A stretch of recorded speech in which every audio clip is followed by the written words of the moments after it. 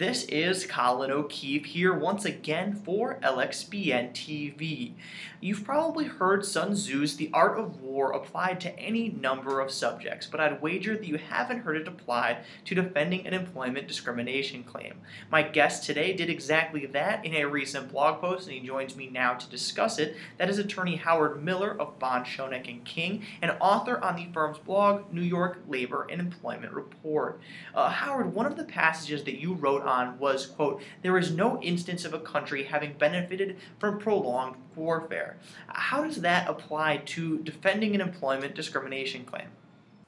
I think you have to think about strategy in an employment case. And one thing you have to look at is when the case is filed, you have to find out who the judge is that's going to be hearing the case. Some judges just don't like granting pretrial motions. And when we're defending a case, we want to get the client out of the case as soon as possible. And that would be a motion to dismiss or a motion for summary judgment. But if you look at the judge's background and you research the judge's decisions, and it becomes clear that this particular judge likes to send every employment case to trial, that's not going to be a good result for you. So you have to kind of accept that as a fact when you're weighing the options of settlement.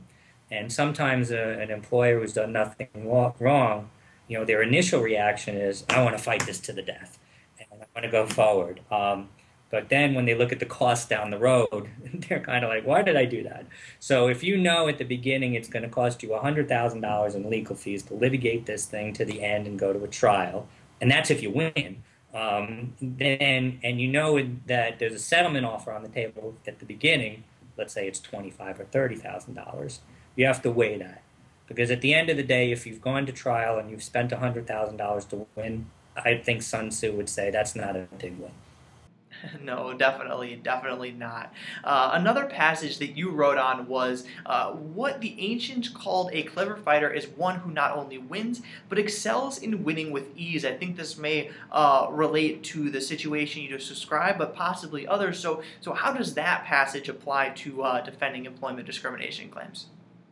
Sure. Again, we want to win fast, quick, and with a lot of authority. And the way you do that is looking at every option you can for a pretrial motion to dismiss.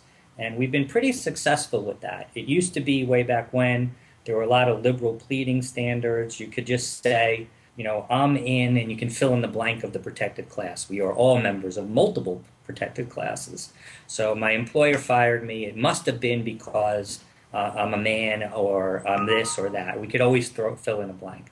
And that used to be okay. That used to suffice to get you to the discovery part of the litigation, which costs a lot of money.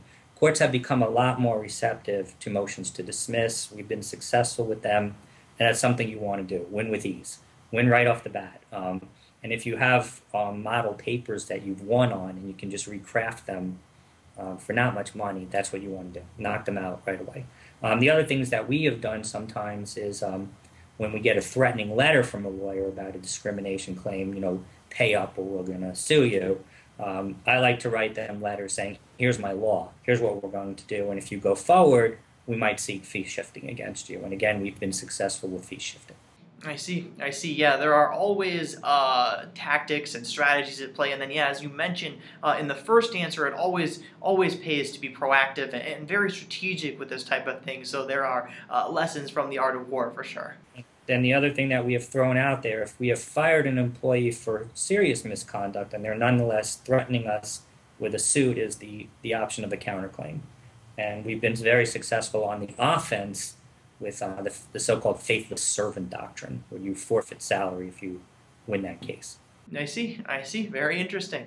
Once again, that was Howard Miller of Bond Schoeneck King. For more of his insight on this subject, to read the actual full blog post, be sure to visit nylaborandemploymentlawreport.com. Thank you for joining me today, Howard. Thank you very much.